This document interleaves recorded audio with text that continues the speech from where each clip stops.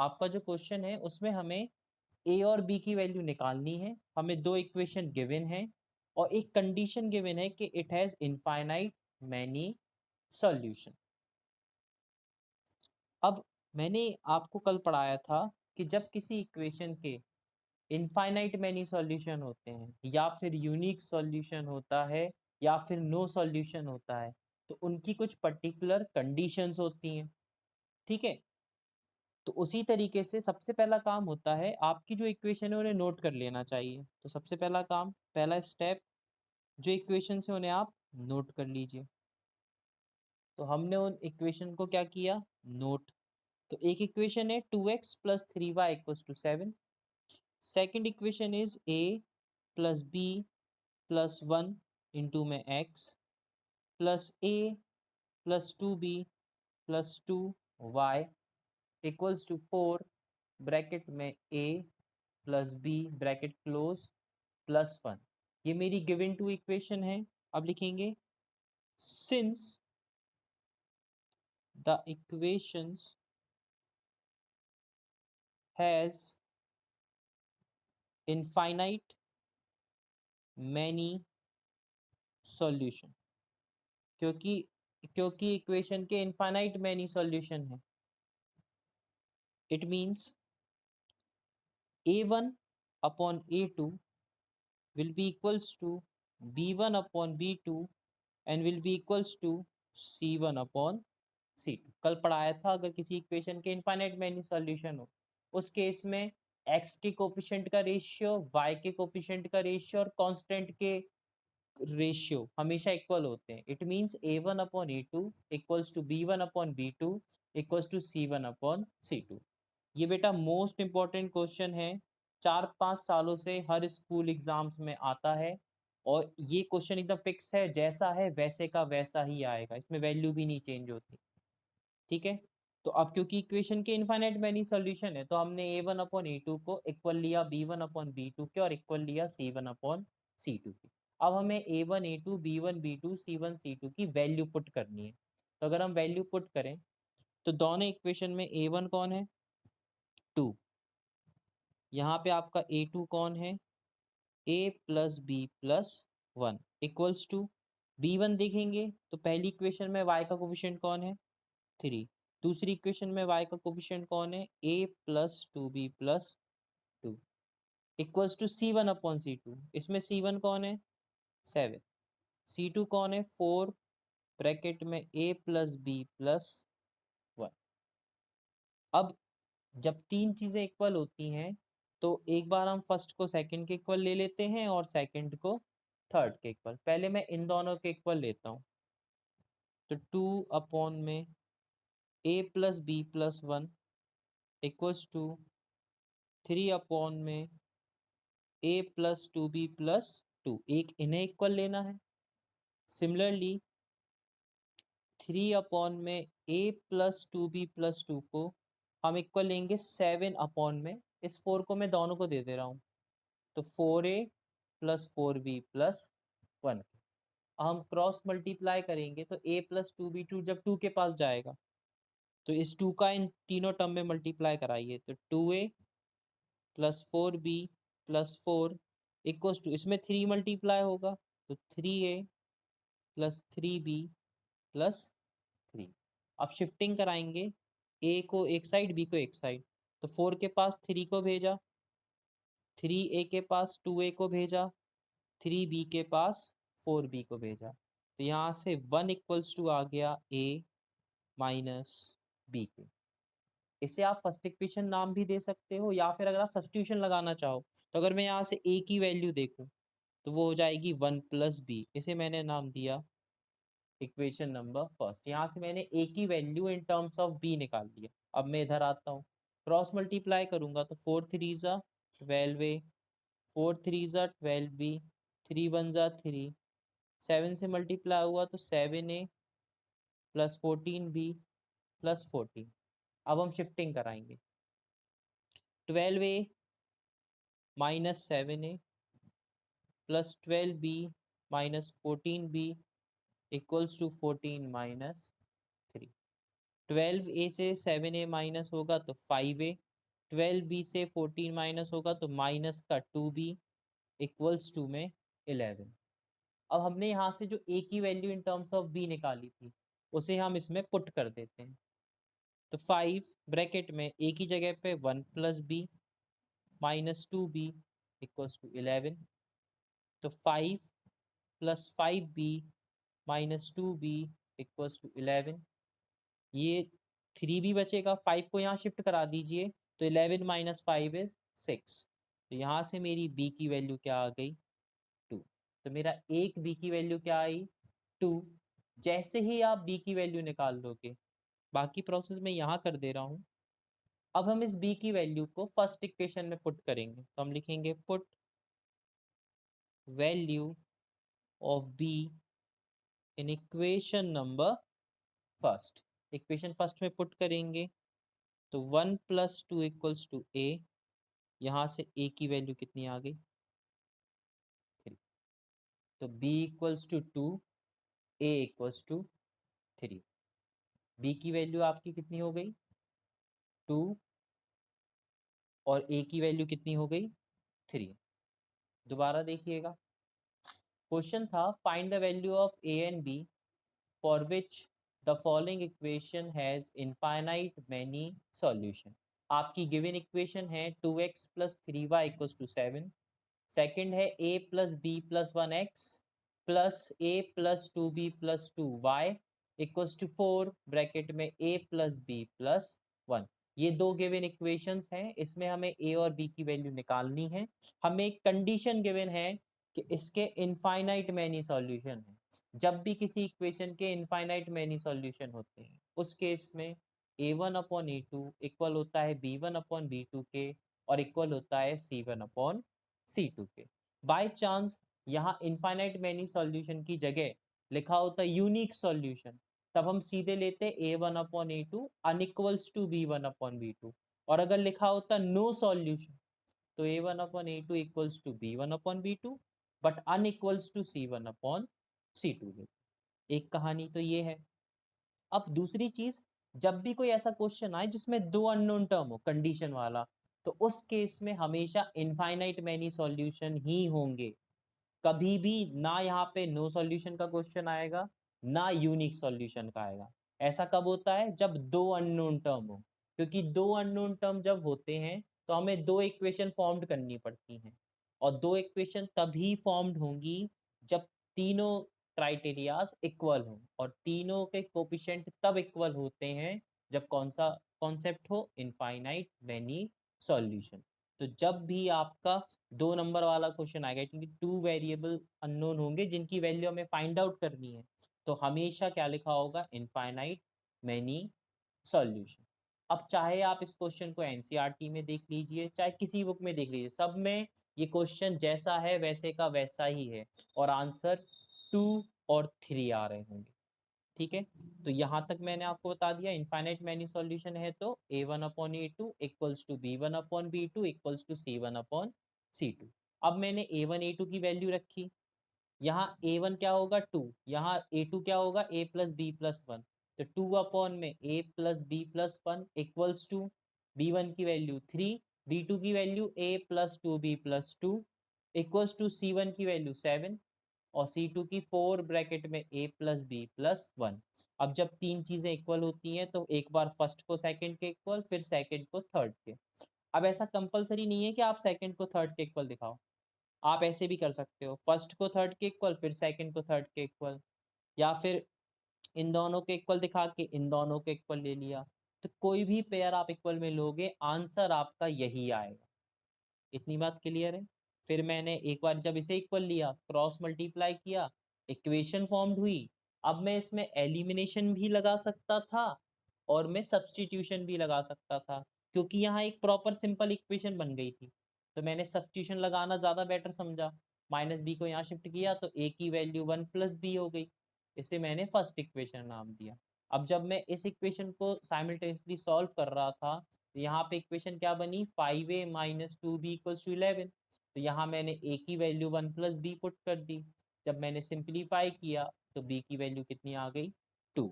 जैसे ही b की value आई हमने उसे फर्स्ट इक्वेशन में पुट कर दिया तो ए की वैल्यू क्या आई 3।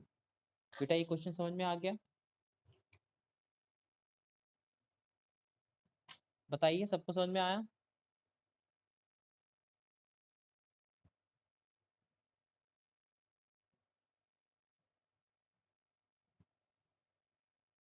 ओके,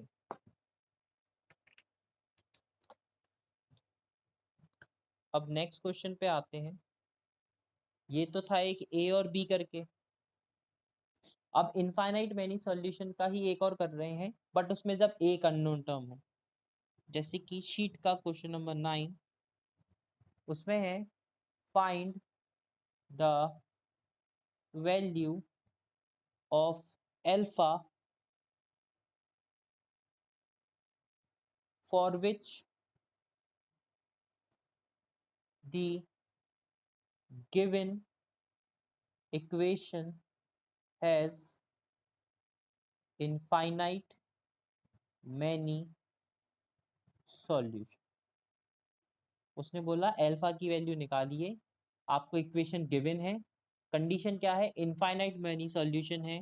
आपकी जो इक्वेशन है वो है x plus alpha plus 1y -4 equals to 0। Second है एल्फा प्लस 1x प्लस 9y -5 alpha plus 2 equals to 0। अब हमारा काम तो एक वही है, पहले इक्वेशन को नोट करते हैं। अब ये ऑलरेडी लिखी हुई है तो दोबारा लिख दूं अगर। अब आपके पास दो काम है, आप इक्वल्स टू 0 में भी कर सकते हो, नहीं करना तो आप सीधे से इक्वल भेजोगे तो इक्वल में कितना हो जाएगा 4। ये एक equation. Similarly alpha plus 1 into में x plus 9y equals to 5 alpha plus 2। ये आपकी दो इक्वेशन बन गई। अब हम वही कहानी लिखेंगे। Since the equation has infinite many solution, infinite many solution है, तो a1 upon a2 will be equals to b1 upon b2 and will be equals to c1 upon c2। a1 की वैल्यू 1 है, a2 की value alpha plus 1 है, b1 की value alpha plus 1 है, b2 की value 9 है, c1 की value 4 है और c2 की वैल्यू 5 एल्फा प्लस 2 है। a1 क्या होते हैं, a1 a2 x का कोफिशिएंट, यहाँ x के बगल कुछ नहीं था तो 1, यहाँ x के बगल में अल्फा प्लस 1 था तो अल्फा प्लस 1। y की कोफिशिएंट b1 और b2 होते हैं, तो पहला y का कोफिशिएंट अल्फा प्लस 1 है और दूसरा 9 है। c1 अपॉन c2 4 अपॉन में 5 अल्फा प्लस 2। सेम प्रोसेस जब तीन चीजें इक्वल होती हैं तो पहले मैं फर्स्ट को सेकंड के इक्वल ले रहा हूँ, फिर मैं सेकंड को थर्ड के इक्वल लेता हूँ। उस बेसिस पे एक बार 1 अपॉन में अल्फा प्लस 1 इक्वल जाएगा अल्फा प्लस 1 अपॉन 9 के। Similarly alpha plus 1 upon 9 equal आएगा 4 अपॉन में 5 अल्फा प्लस 2 के। अब एक चीज जरा देख लीजिए, अगर आप इन दोनों इक्वेशन को लोगे तो जब आप इन दोनों को मल्टीप्लाई कराओगे तो एक क्वाड्रेटिक इक्वेशन बन जाएगी। अब अगर आप क्वाड्रेटिक इक्वेशन से बचना चाहते हो तो आप अगर फर्स्ट और थर्ड को ले लो तो एक अल्फा यहाँ जाएगा एक अल्फा वहां जाएगा, तो आपकी यहाँ क्वाड्रेटिक इक्वेशन फॉर्म नहीं होगी। अब अगर पेपर में आपको ये चीज याद आ जाए तो बहुत अच्छी बात है, अगर नहीं भी आए तो ऐसा नहीं है क्वेश्चन सॉल्व नहीं होगा। या तो आप फर्स्ट सेकंड सेकंड थर्ड ले लो, और एल्स फर्स्ट सेकंड और फर्स्ट थर्ड ले लूँ मैं। अगर मैं फर्स्ट सेकंड लूंगा तो मेरी यही कंडीशन आएगी, और अगर मैं फर्स्ट थर्ड को ले लूँ तो अब इस लाइन की जगह पे आपका क्या आ जाएगा, 1 अपॉन में alpha plus 1 equals to 4 upon में 5 अल्फा प्लस 2। इससे मुझे फायदा क्या होगा, अब जब मैं यहाँ क्रॉस मल्टीप्लाई करूँ 9 1 ज़ा 9, ये अल्फा प्लस 1 का होल स्क्वायर हो जाएगा। यहाँ सॉल्व करूँ या चलो पहले एक ही सॉल्व कर लेते हैं। 9 इक्वल्स टू कितना आया, अल्फा प्लस 1 का होल स्क्वायर। अब बहुत से लोग क्या करेंगे, इसका स्क्वायर खोल देंगे फिर एक और इक्वेशन फॉर्म्ड करेंगे, आंसर आ जाएगा। मैं कह रहा है स्क्वायर इसका क्यों खोलो, मैं अगर स्क्वायर हटा के यहाँ चढ़ा दूँ तो जब एक जगह से स्क्वायर हटता है तो दूसरी जगह पे रूट चढ़ जाता है, तो ये कितना हो जाएगा √9। और जब रूट चढ़ता है तो दो वैल्यू आती, पॉजिटिव और नेगेटिव, तो ये इक्वल में कितना बचेगा α+1। इसका मतलब +-3 इक्वल्स टू α+1, क्योंकि स्क्वायर रूट ऑफ 9 क्या होता है 3। प्लस माइनस इसलिए चढ़ाते हैं क्योंकि जब आप 9 को यहाँ शिफ्ट करोगे तो α+1 का होल स्क्वायर -9 हो जाएगा। 9 3 का स्क्वायर होगा तो आप a² - b² जब लगाओगे तो एक a+b और एक a-b होगी, तो एक पॉजिटिव में वैल्यू आती है, एक नेगेटिव में वैल्यू आती है, इसलिए हम +-√9 लिख रहे हैं। तो +-3, प्लस माइनस का मतलब है एक बार +3 ले लीजिए और एक बार -3 ले लीजिए। जब आप +3 लोगे तो यहाँ से अल्फा की वैल्यू कितनी आएगी 2। जब आप -3 लेंगे तो अल्फा की वैल्यू कितनी आएगी -4। अब बात आती है इधर तो आंसर 2 आ गए। तो अगर आप नोटिस करो तो एक लाइन लिखी थी कि इनफाइनाइट मैनी सॉल्यूशन है। इनफाइनाइट मैनी सॉल्यूशन का मतलब ही ये है कि अल्फा की ढेर सारी वैल्यू आएंगी। ठीक है, तो एक अल्फा की वैल्यू 2, एक अल्फा की वैल्यू -4। अभी ये आंसर नहीं है क्योंकि अभी हमें इसे भी सॉल्व करना है। अब मैं जब इसे सॉल्व करूंगा तो ये 5α+2 इक्वल्स टू 4 मल्टीप्लाइड बाय α+1 हो जाएगा। तो ये तो 5α+2 ही है, ये 4α+4 आएगा। शिफ्टिंग कराएंगे तो 5α - 4α equals to 4 - 2, so alpha equals to 2। अगर आप नोटिस करो तो 2 यहाँ भी आया है और 2 यहाँ भी आया है, तो वो अल्फा की वैल्यू जो सबसे ज्यादा बार आ रही हो वो आपकी क्या हो जाएगी answer. So value of alpha equals to 2, तो अल्फा की वैल्यू क्या होगी 2। ऑल्दो अगर आप -4 भी रखोगे तब भी वो इस कंडीशन को सेटिस्फाई जरूर कराएगा, चाहे आप रख के देख लीजिए। अगर यहाँ आप -4 रखोगे तो ये 1/-3 देगा, यहाँ पे रखोगे तो -3/9, तो ओवरऑल 1/-3 हो जाएगा, यहाँ पे भी रखोगे तो 1/-3 ही आएगा। तो अल्फा की वैल्यू -4 भी होती है, बट कॉन्सेप्ट के अकॉर्डिंग जो वैल्यू मैक्सिमम टाइम्स आ रही हो उसकी वैल्यू ज़्यादा होती है, इसलिए हम आंसर क्या ले लेंगे अल्फा इक्वल्स टू 2। तो जो हमने पीछे किया था ये वही क्वेश्चन है, इनफाइनाइट मेनी सॉल्यूशन की कंडीशन है, बस डिफरेंस इतना सा है, उसमें आपकी 2 वैल्यू फाइंड आउट करनी थी, इसमें 1 वैल्यू फाइंड आउट करनी है। तो क्योंकि 2 वैल्यूज इसमें इनफाइनाइट मेनी सॉल्यूशन में सिर्फ एक वैल्यू निकालनी थी, तो चाहे एक वैल्यू हो चाहे 2 वैल्यू हो कंडीशन थोड़ी चेंज हो जाएगी। Since it has infinite many solution, so a1/a2 equals to b1/b2 and equals to c1/c2।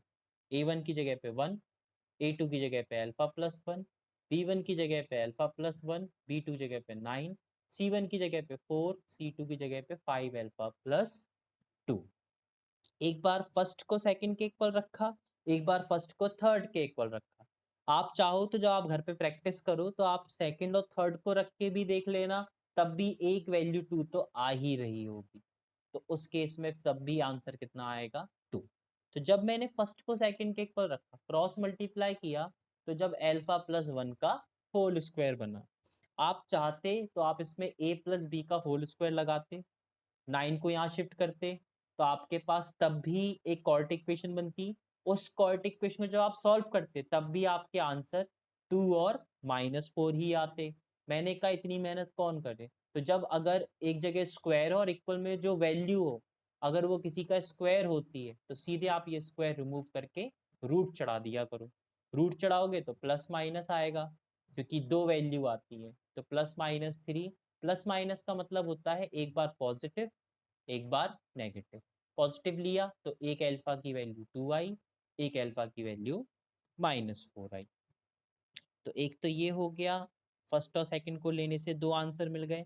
अब मैंने फर्स्ट और थर्ड को लिया, क्रॉस मल्टीप्लाई किया, सिंपलीफाई किया, तो अल्फा की वैल्यू क्या आ गई 2। अल्फा की वैल्यू यहाँ भी 2 आई, यहाँ भी 2 आई, मैक्सिमम टाइम क्योंकि 2 रिपीट हो रहा है, so the value of alpha is 2। ठीक है बेटा, ये तो थे आपके कंडीशन वाले। इसमें 1 मार्क के कंडीशन ही पूछ लेते हैं कि ऑप्शन दिए होंगे 4, वो कहेंगे इसमें से यूनिक सॉल्यूशन की कौन सी कंडीशन है। तो आपका काम क्या है, आप उन कंडीशंस को याद कर लो। आपको 3 कंडीशंस याद करनी है कि अगर इन यूनिक सॉल्यूशन है तो उस केस में a1/a2 अनइक्वल होता है b1/b2 के।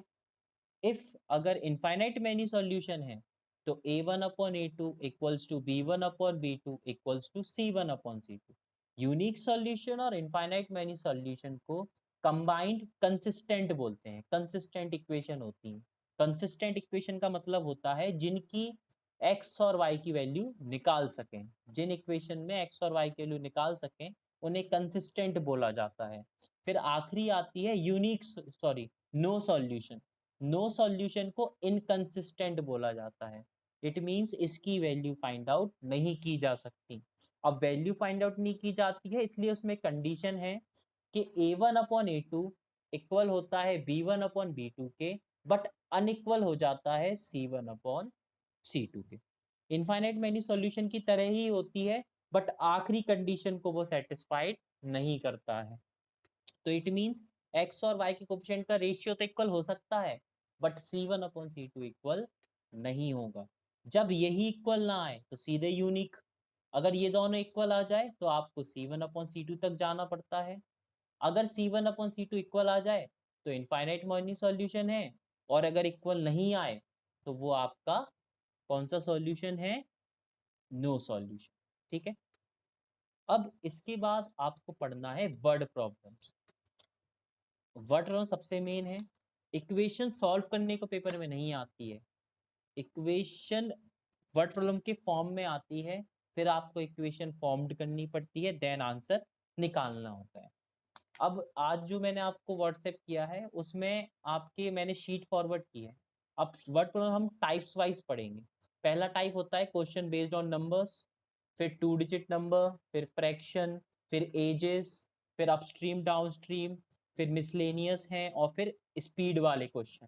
तो हम स्प्लिट स्प्लिट स्प्लिट करके पढ़ेंगे तो आपको वो इजी पड़ेगा। ठीक है बेटा,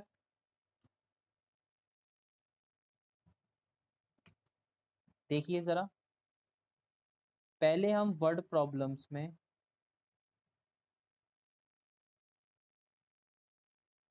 पढ़ेंगे क्वेश्चन बेस्ड ऑन नंबर्स। इस टाइप के क्वेश्चंस आप क्लास 7th और क्लास 8 से पढ़ के आ रहे हो। क्लास 7th और क्लास 8th में आप इस टाइप के क्वेश्चन नॉर्मली पढ़ चुके हो। जैसे कि मैं रीड आउट कर दे रहा हूँ जो मैंने व्हाट्सएप किया, उसमें आप पहला क्वेश्चन पढ़ोगे कि the sum of the two number is 15 and the sum of their reciprocal is 3/10, then find the number। इस क्वेश्चन में दो नंबर्स की बात हो रही है। जब भी किसी क्वेश्चन में टू नंबर्स की बात हो रही हो तो पहला काम होता है let the two numbers be x and y। जो दो नंबर के बारे में मुझे कंडीशंस गिवन हैं उन दो नंबर को मैंने x और y माना। अब हम स्टेटमेंट के फॉर्म में चलते हैं। अब स्टेटमेंट पढ़ने से पहले वर्ड प्रॉब्लम समझने के लिए हमें कुछ चीजें पता होनी चाहिए। अब वो कुछ चीजें क्या होती हैं जरा एक बार उन्हें देख लीजिए। वर्ड प्रॉब्लम में छोटे छोटे टर्म्स यूज होते हैं, जैसे कि सम ऑफ द टू नंबर्स। सम का मतलब क्या होता है, प्लस, ये तो आपको नॉर्मली पता है। उसी तरीके से जब डिफरेंस लिखा हो कि the difference of the two number, difference का मतलब होता है नेगेटिव। उसी तरीके से इज का मतलब होता है इक्वल, मोर का मतलब भी होता है प्लस, और लेस का मतलब होता है माइनस। अब जब कहीं पे ट्वाइस लिखा हो, ट्वाइस का मतलब होता है मल्टीप्लाइड बाय 2। थ्राइस लिखा हो तो थ्राइस का मतलब होता है मल्टीप्लाइड बाय 3। अब लिखा हो 4 टाइम्स तो 4 टाइम्स का मतलब होता है मल्टीप्लाइड बाय 4। ट्वाइस का मतलब 2 इंटू, थ्राइस मतलब इंटू 3, 4 टाइम्स का मतलब इंटू 4, मल्टीप्लाइड बाय 4। इसके बाद एक वर्ड आता है आपका एक्सक्लूड। एक्सक्लूड का मतलब होता है हटाना, रिमूव करना। ठीक है, तो ये कुछ छोटे छोटे टर्म्स हैं जिनके बारे में आपको नॉलेज होनी चाहिए, तो आपको नॉर्मली किसी वर्ड में दिक्कत नहीं आई। अब हम दोबारा अपने क्वेश्चन पे आते हैं। क्वेश्चन था the sum of the two number is 15। आपके दो नंबर का सम 15 है। तो टू नंबर्स एक्स और वाई माने तो sum x plus y is मतलब इक्वल कितना था 15। तो ये मेरी इक्वेशन नंबर फर्स्ट हो गई। आप चाहो तो इसे फर्स्ट इक्वेशन नाम दे दो, और एल्स यहाँ से अगर आप y की वैल्यू निकालो तो वो कितनी हो जाएगी 15 माइनस एक्स। तो चाहो तो आप इसे नहीं, इसे फर्स्ट इक्वेशन नाम दे दो। यहाँ से मैंने y की वैल्यू निकाल ली इन टर्म्स ऑफ x। आगे लिखा हुआ है if the sum of their reciprocal is 3/10। इन नंबर के रेसिप्रोकल का सम, जब नंबर x और y हैं तो उनका रेसिप्रोकल क्या होगा 1/x plus 1/y equals to कितना है 3/10। एक इक्वेशन थी the sum of the two number is 15, तो हमने x plus y equals to 15 लिया। यहाँ से y की वैल्यू कितनी आ गई 15 माइनस एक्स। इसके बाद आपका गिवन है कि the sum of their reciprocal, तो पहले नंबर का रेसिप्रोकल 1/x, दूसरे नंबर का रेसिप्रोकल 1/y, तो 1/x plus 1/y equals to 3/10। अब यहाँ मैंने जो y की वैल्यू निकाली थी वो यहाँ पुट कर देता हूँ। तो 1/x plus 1/15 minus x is equals to 3/10। अब आप एलसीएम लोगे, टू डिफरेंट नंबर का एलसीएम उनका प्रोडक्ट होता है।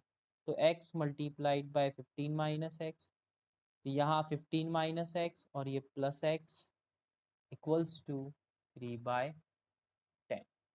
माइनस एक्स से प्लस एक्स गया तो 15, ये x मल्टीप्लाई होगा तो 15x minus x square equals to 3/10। Cross multiply कराएंगे तो अब थोड़ा इजी कर लेते हैं। 3 1 ज़ा 3, 3 5 ज़ा 15, क्रॉस मल्टीप्लाई करेंगे तो 5 10 ज़ा 50, 1 के पास ये जाएगा तो 15x minus x square.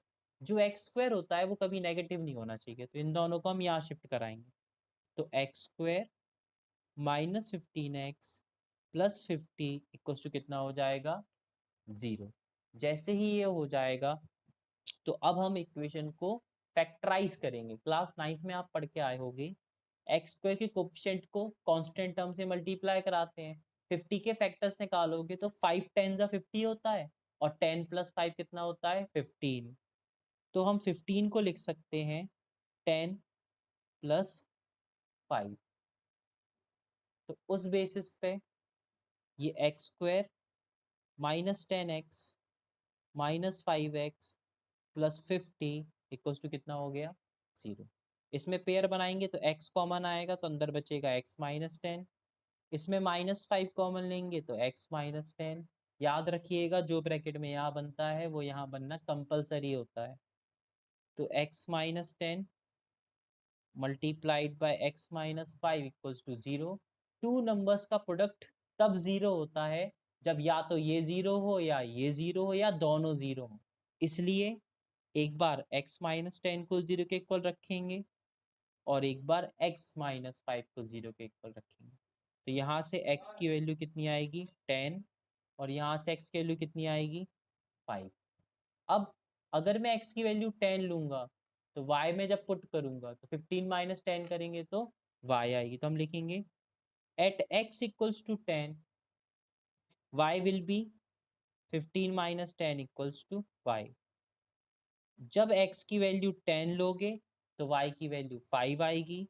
Similarly at x equals to 5 y की वैल्यू कितनी हो जाएगी 15 माइनस 5 विच इज 10। तो जब आप x की वैल्यू 5 लोगे तो y की वैल्यू 10 आएगी। चाहे आप x 10 ले लो चाहे आप x 5 ले लो, दोनों क्या रिवर्स हो जाएंगे। तो x और y की वैल्यू क्या हो गई 5 और 10। अब इस टाइप के क्वेश्चन ना एग्जाम में आते हैं ना बोर्ड में आते हैं। क्यों नहीं आते हैं? इसलिए नहीं आते हैं क्योंकि आप ये क्वेश्चन क्लास 7th और 8th में पढ़ चुके हो, इसलिए इनका कोई यूज नहीं है। बट इसलिए स्टार्टिंग में पढ़ा है जिससे आगे क्वेश्चनों में दिक्कत ना आए। उसी तरीके से आपको जो शीट फॉरवर्ड की गई है उसमें question number 2, question number 3, question number 4 ये आप ही को लगाने हैं, क्वेश्चन बेस्ड ऑन नंबर। या चलो मैंने जैसे आपको फर्स्ट करा दिया, मैं थर्ड और करके दे रहा हूँ, सेकंड और फोर्थ आप होमवर्क में कराओगे क्योंकि अभी आपका 2 डिजिट नंबर वाला स्टार्ट नहीं हो पाएगा। तो अभी हम क्वेश्चन नंबर 3 पे आते हैं वर्ड प्रॉब्लम्स के। तो वो है जी, हाँ बेटा, वीडियो नहीं आ रही, बाकी सबको आ रही है। और नैन्सी तुम्हें क्यों नहीं आ रही फिर?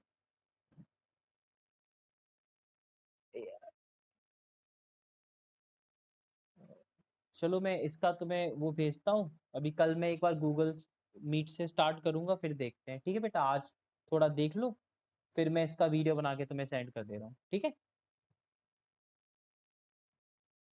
क्वेश्चन है divide 100 into 2 parts such that the sum of their reciprocal is 1/24। Question कह रहा है 100 के 2 पार्ट्स करिए। अगर हम हंड्रेड्स के 2 पार्ट करते हैं तो सपोज करिए मैंने एक पार्ट को x माना और दूसरे पार्ट को y माना। तो जब किसी चीज के हम पार्ट्स करते हैं तो उन पार्ट्स को ऐड करने पे हमेशा वही आंसर आता है कि नहीं? अगर मैं इन दो पार्ट्स को ज्वाइंट कर दूं तो मुझे क्या मिल जाएगा? 100। इसलिए मैंने पहली इक्वेशन बनाई x plus y equals to 100।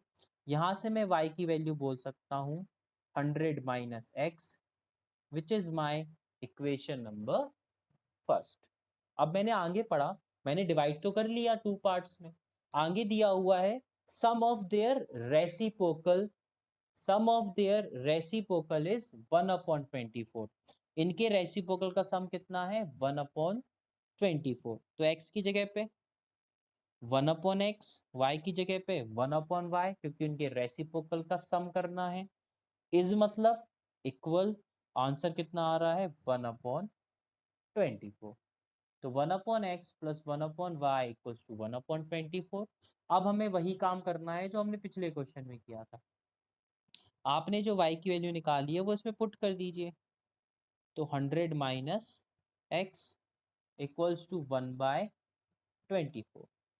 LCM आएगा x multiplied by 100 minus x, ये हो जाएगा 100 minus x plus x equals to 1/24। X से एक्स डिडक्ट हुआ, क्रॉस मल्टीप्लाई कराएंगे तो 2400 equals to 100x minus x square, shifting कराएंगे तो x square minus 100x plus 2400 equals to 0। जब आप फैक्टर्स निकालेंगे तो ये हो जाएगा माइनस का 120x प्लस का 20x, सॉरी कोई मिस्टेक हो गई, ठीक है ये नहीं आएगा, सॉरी। इसके फैक्टर्स आएंगे ये 60x माइनस 40x, क्योंकि 6 4 ज़ा 24 और 0 इंटू 0 100 हो जाएगा। तो 2400 के फैक्टर्स आएंगे 60x minus 40x plus 2400 equals to 0। पहले पेयर में x कॉमन आएगा तो x माइनस 60, दूसरे पेयर में 40 कॉमन आएगा तो x माइनस 60। तो एक वैल्यू x माइनस 60 हो जाएगी और एक वैल्यू x माइनस 40 हो जाएगी। उस बेसिस पे एक x की वैल्यू 60 और एक x की वैल्यू 40। तो जब क्वेश्चन में किसी नंबर को 2 पार्ट्स में डिवाइड करना हो तो मोस्टली बच्चे जो गलत करते हैं वो ये करते कि अगर एक पार्ट x मान लिया तो दूसरा पार्ट होता 100 माइनस एक्स है, बट मोस्टली लिख देते x माइनस 100। तो इस गलती से बचने के लिए मैंने आपको क्या बताया, आप 100 के 2 पार्ट्स लिखिए, x और y। जब उन दो पार्ट्स को ज्वाइंट करोगे तो वही नंबर आएगा, इसलिए x plus y equals to 100। Y की value 100 minus x, which is my equation number first. अब इन नंबर्स का रेसिप्रोकल करेंगे और सम करेंगे तो 1/24 आ रहा, तो 1/x plus 1/y equals to 1/24। 1/x plus 1/y की जगह पे 100 minus x equals to 1/24। LCM लेंगे, x ब्रैकेट में 100 माइनस एक्स, तो ये 100 minus x plus x, minus x से प्लस एक्स कट गया, क्रॉस मल्टीप्लाई कराया तो 2400 equals to 100x minus x square. Shifting कराएंगे तो x square minus 100x plus 2400। इसके जब फैक्टर्स निकालोगे तो आपके दो तरीके के पेयर बनेंगे। आप 120 माइनस 20 करोगे तब भी 100 हो जाएगा, और 60 में 40 ऐड करोगे तब भी 100 हो जाएगा। बट हम ऐसे फैक्टर्स लेते हैं जिनसे हमें इक्वेशन सिंप्लीफाइड हो जाए। अगर आप 120x में से 20x माइनस करोगे तो आपका पेयर प्रॉपर नहीं बनेंगे, इसलिए मैंने 60 और 40 का लिया। तो -60 -40, पहले पेयर में x कॉमन लिया तो x -60, फिर -40 कॉमन लिया तो x -60। एक आएगा x -60, एक आएगा x -40 इक्वल्स टू 0। एक बार x -60 को 0 के इक्वल पुट करोगे तो x की वैल्यू 60, एक बार x की वैल्यू 40। सेम प्रोसेस, अगर x की वैल्यू 60 लोगे तो y की वैल्यू 40 आएगी, और अगर x की वैल्यू 40 लेंगे तो y की वैल्यू 60 आएगी। इतना क्लियर है बेटा? आज के लिए इतना ही। कल हम 2 डिजिट नंबर स्टार्ट कर देंगे, और कल एक बार फिर से गूगल मीट से देखते हैं। इसमें क्या टाइम ड्यूरेशन का भी इशू आ रहा है, जूम में 40 मिनट्स की क्लास हो पाती है। अभी जैसे जैसी 10 होगा 3:10 ऑटोमेटिकली आप कैंसिल आउट आउट हो जाओगे मीटिंग से। तो एक बार कल गूगल मीट से करके देखते हैं, ठीक है बेटा?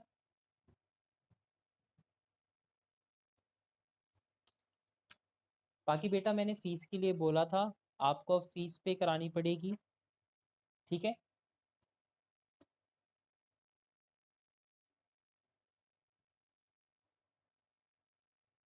ओके बेटा, आज के लिए इतना ही।